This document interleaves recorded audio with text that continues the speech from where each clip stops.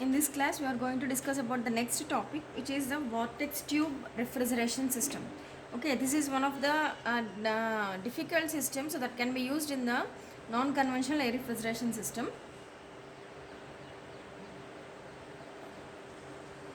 Okay, this is one of the non-conventional type refrigeration system. Means in the system we are not at all using any specific refrigerant in the system. అంటే ఒక రిఫ్రిజరెంట్ని తీసుకొని దాని మీద work చేసి ఇదంతా కాకుండా మనం న్యాచురల్గా ఫ్లో అవుతున్న ఫ్లూయిడ్ని ఆర్ ఎల్స్ ఎయిర్ని తీసుకొని దాన్ని ప్రాసెస్ చేసుకొని మనం యూజ్ చేసుకుంటాం తప్ప we are not at all providing any other equipment in the system for the consumption of the refrigerant in the system. Okay, so refrigeration process కోసం మనం ఏ రిఫ్రిజరెంట్ని ఇక్కడ కన్జ్యూమ్ చేయమండి. సో ఈ రిఫ్రిజరేషన్ సిస్టమ్ని మనం కన్జ్యూమ్ చెయ్యం. సో దానికోసం ఏంటంటే here we are using a special system, so that can be used in the vortex tube here, that can be used as a vortex tube here. So here the main components of the vortex tube refrigeration system is, so one is the diaphragm, next is a nozzle, chamber, wall, hot air side and cold air side. ఇలా మనం ఈ కాంపోనెంట్స్ని use చేసుకుంటున్నాం. ఈ ఒక్కొక్క దాని గురించి ఏంటో చూద్దామండి. జనరల్గా very small quantity of the refrigeration ఎఫెక్ట్ని ప్రొడ్యూస్ చేయడం కోసం you are using this vortex tube refrigeration system here. In this the main components are the nozzle, diaphragm, valve, hot air side and cold air side. Okay, so while moving to the description of the components, here the nozzles are of three types. One is a convergent, second one divergent, or the third one combination of convergent and divergent. Already discussed this concept in the thermal engineering too. Okay, so nozzles లో convergent కానీ divergent కానీ లేదా convergent divergent combinations కానీ మనం ఏదైనా use చేసుకోవచ్చు నాజిల్స్లో. Okay, కానీ ఇక్కడ మనం సెలెక్ట్ చేసుకోవాల్సిన నాజిల్ ఎలా ఉండాలి అంటే here the efficient nozzle should B design to have the high velocity. So ఎక్కువ వెలాసిటీని ఇక్కడ జనరేట్ చేసేలా ఉండాలి. Here the quality of the nozzle should B okay, high velocity and greater mass of flow,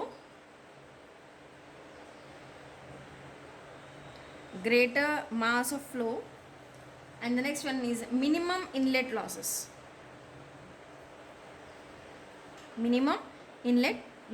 So these are the requirements of selecting the design of a nozzle here. So nozzle ni మనం design చేసుకోవడానికి ఇది ఎలా ఉండాలంటే that should produce the high velocity steam through it, and it should have greater mass of the fluid flow through it, and alage minimum inlet losses should be there to select the required nozzle. Okay, so nozzles aithe ala undali. Next we have a chamber. So chamber ante entante మీరు ఇక్కడ two portions observe చేస్తున్నారండి. So ఒకటేమో ఇదంతా, second ఏమో ఇది. So నేను ఇక్కడ define చేస్తున్నప్పుడు దీన్ని ఛాంబర్ అని, దీన్ని డయాఫ్రమ్ అని డిఫైన్ చేస్తున్నాం. దీన్ని ఛాంబర్ అని, దీన్ని డయాఫ్రమ్ అని ఇక్కడ నేను డిఫైన్ చేస్తున్నాం. సో ఇక్కడ ఈ ఛాంబర్ ఏంటి అంటే, సో ఇది chamber consisting of the nozzle. Here the chamber is consisting of a nozzle. So ఇది ఎలా ఉంటుందంటే దీని అప్పర్ పోర్షన్లో కంప్రెస్డ్ ఎయిర్ని ఫ్లో చేసుకునేలా, టాంజెన్షియల్ ఫ్లో క్రియేట్ చేసుకునేలాగా దీని డిజైన్ డిఫైన్ చేసి ఉంటుంది. Here chamber is a portion of a nozzle and it facilitates the tangential entry of the high velocity air stream into the hot side. So ఇక్కడ నుంచి మనకి ఇలా flow వస్తుందండి, ఇదంతా నాజిల్ ఉంటుంది. సో దీని నుంచి మనకి కంప్రెస్డ్ ఎయిర్ అనేది లోపలికి వస్తుంది. ఓకే, కంప్రెస్డ్ ఎయిర్ అనేది లోపలికి ఎంట్రీ అవుతుంది. So here chamber is a portion of the nozzle and facilitates the tangential entry of the high velocity air stream into the hot side. So జనరల్గా chambers అనేవి మీ అందరికీ chamber అంటే idea వచ్చి ఉంటుందండి. Chamber అనగానే మనం ఒక పిస్టన్ సిలిండర్ అరేంజ్మెంట్ని ఎక్స్పెక్ట్ చేస్తాం. అంటే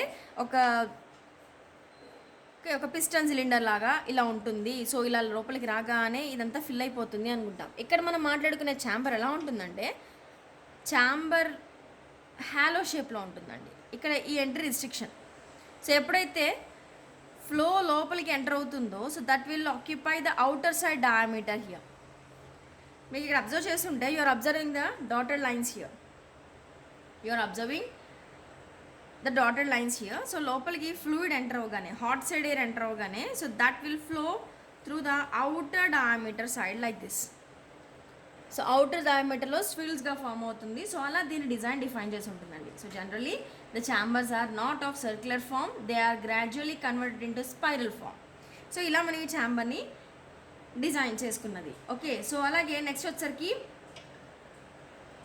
ఇదంతా హాట్ సైడ్ అంటే ఏంటంటే ఇదంతా హాట్ ఎయిర్ అనేది ఇక్కడ సర్క్యులేట్ అవుతూ ఉంటుంది.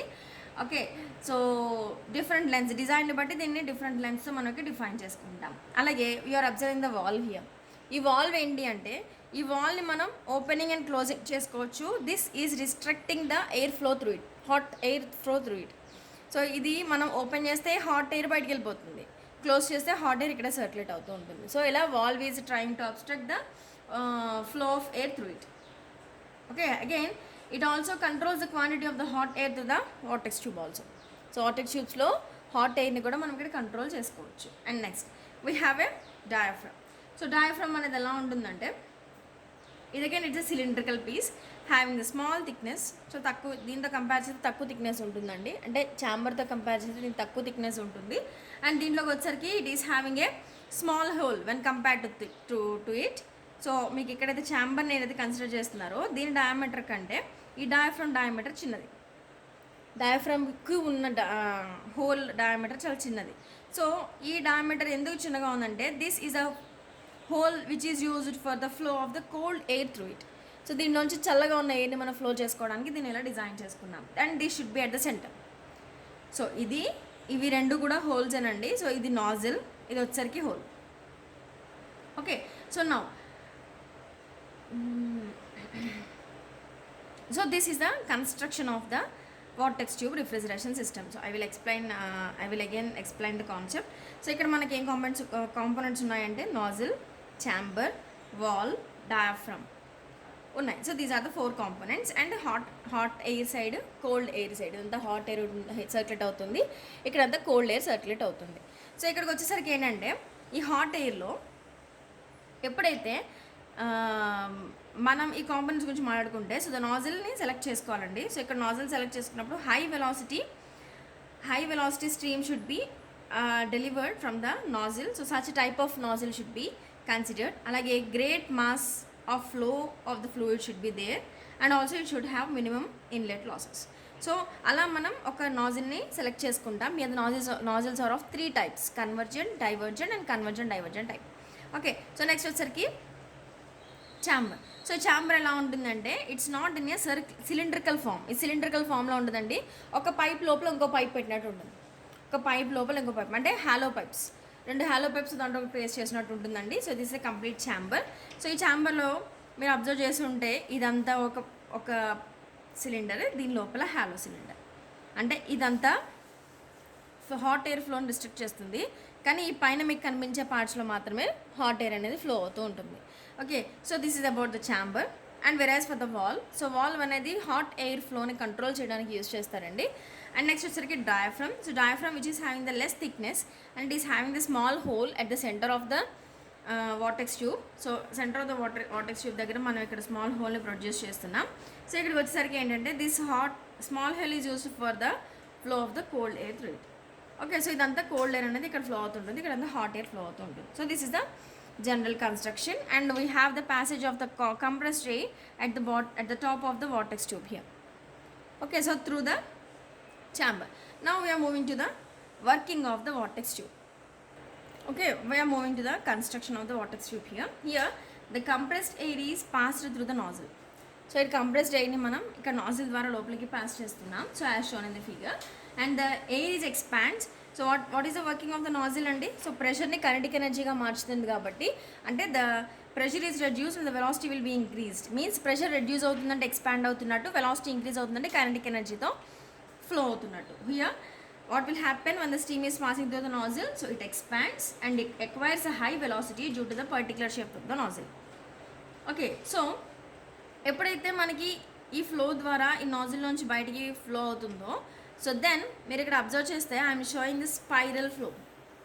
మీకు ఏదైతే నేను లార్జర్ స్పైరల్ ఫ్లో చూపిస్తున్నానో ఈ స్పైరల్ ఫ్లోతో మనకి హాట్ ఎయిర్ అనేది సర్క్యులేట్ అవుతూ ఉంటుందండి. So that will a vortex flow is created in the chamber and the air will travel in the spiral like motion. So along the periphery of the hot side. Okay, along the periphery of the hot side, so the air is flowing like a spiral. Okay, so ఇక్కడికి వచ్చేసరికి చివరికి వచ్చేసరికి మీరు observe చేస్తే ఇక్కడ valve ఉంది కదా, కాబట్టి ఫర్దర్గా స్పైరల్ మూమెంట్ని ఇది రిస్ట్రిక్ట్ చేస్తుంది. అంటే ఫర్దర్గా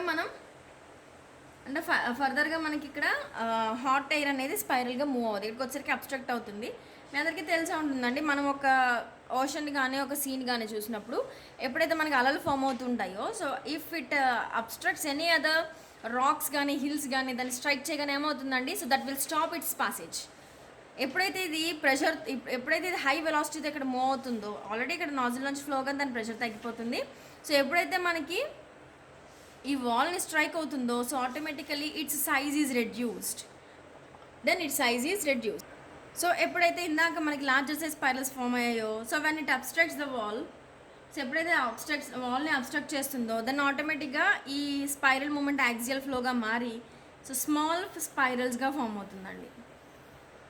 ఇలా రివర్స్ డైరెక్షన్లో ఫ్లో అవుతూ ఈ smaller diameter of the diaphragm నుంచి ఎస్కేప్ అయ్యి కోల్డ్ ఎయిర్ సైడ్ వచ్చేస్తుంది. సో ఎప్పుడైతే స్పైరల్ మూమెంట్లో అలా మూవ్ అవుతుంది, ఇక్కడ మీ అందరికీ డౌట్ రావచ్చు, how the air will be cooled here. So air ఎలా కూల్ అవుతుంది అంటే, so generally here it is having some high pressure when compared it. So కొంచెం ప్రెషర్తో మూవ్ అవుతున్న ఫ్లూయిడ్ ఏదైనా ఒక అబ్స్ట్రాకిల్ని స్ట్రైక్ చేయగానే its pressure will be reduced to some what less value. So ఎప్పుడైతే తగ్గుతుందో ఈ పైన ఇందాక నేను వేసిన స్పైరల్స్కి కింద వేసిన స్పైరల్స్కి మనకి ప్రెషర్ డిఫరెన్స్ ఉంటుంది. If there is a pressure difference between the two different fluids then automatically heat transfer will takes place between those. Okay, so ఇప్పుడు ఏదైతే లార్జర్ స్పైరల్స్ నేను ఫామ్ చేశానో అలాగే స్మాలర్ స్పైరల్స్ ఫామ్ చేశానో, ఈ రెండు స్పైరల్స్ మధ్య మనకి హీట్ ట్రాన్స్ఫర్ జరుగుతుంది. అంటే దీని నుంచి ఇదేం చేస్తుందంటే దీంట్లో ఉన్న హీట్ని తీసేసుకుంటుంది. ఓకే, సో కాబట్టి అలా మనకి temperature loss will takes place.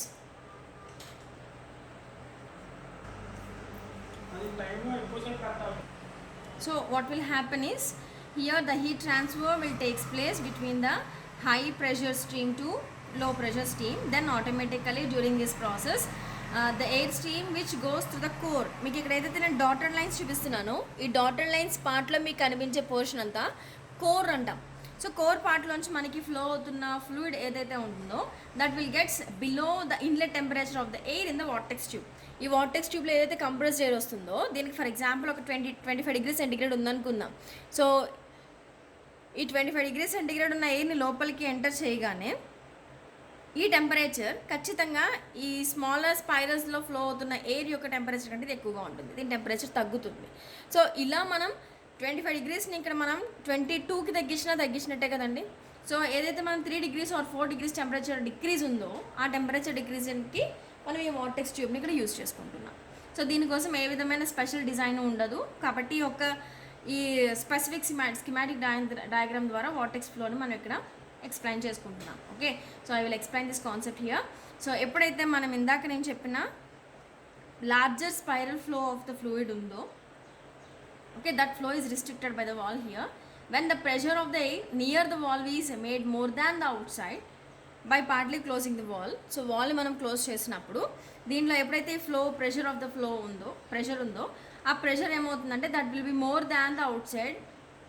Okay, then automatically reverse axial flow will be created through the core of the hot side from the high pressure region to the low pressure region. So hot air side అన్నాను, ఇది cold air side అన్నాను. సో ఇక్కడ నుంచి ఇక్కడ move అవుతున్నప్పుడు దీనికంటే ఇది ప్రెషర్ తక్కువగా ఉంటుంది కాబట్టి always the fluid will try to pass from the high region to the లో రీజియన్. కాబట్టి ఇక్కడ నుంచి ఇక్కడికి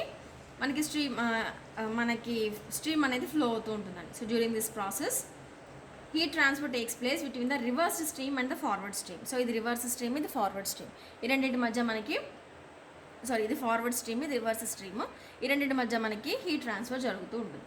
therefore the air stream passes through the core will get cooled below the inlet temperature of the air which is coming in the vortex tube while the air stream in the forward direction heated up.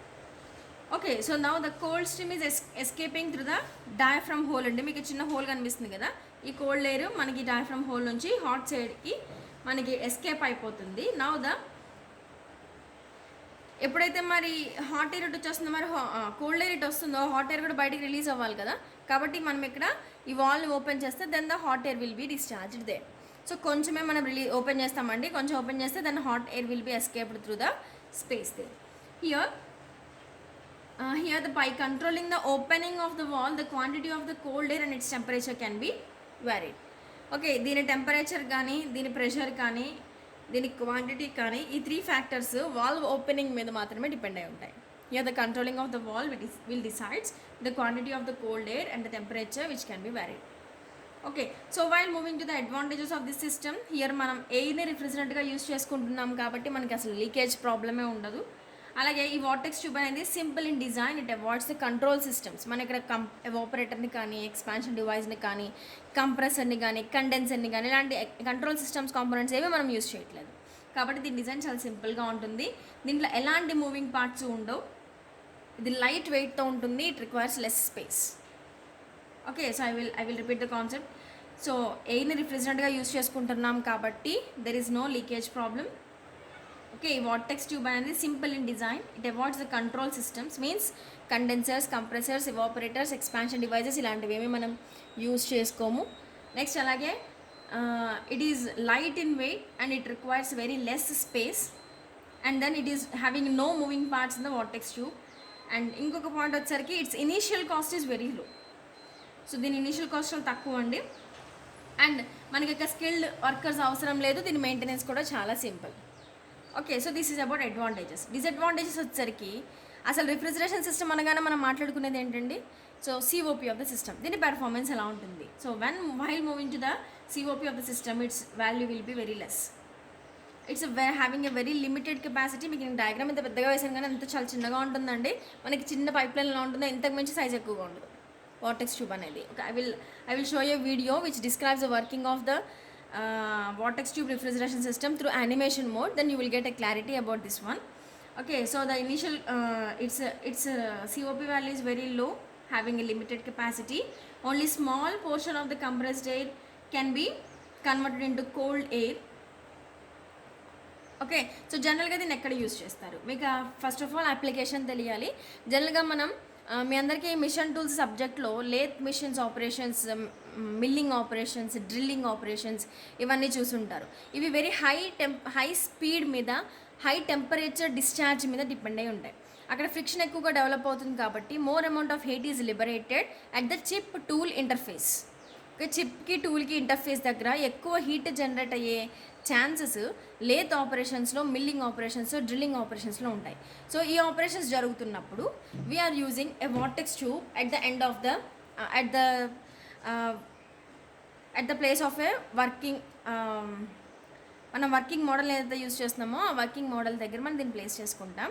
ఇది కంటిన్యూస్గా బయట నుంచి compressed ఎయిర్ని తీసుకుంటూ, okay, దాని ద్వారా ఈ vortex flow జరుగుతూ the cold ఎయిర్ని దానికి డైరెక్ట్గా ఎక్స్పోజ్ చేస్తుంది. There by the cooling of the job will takes place.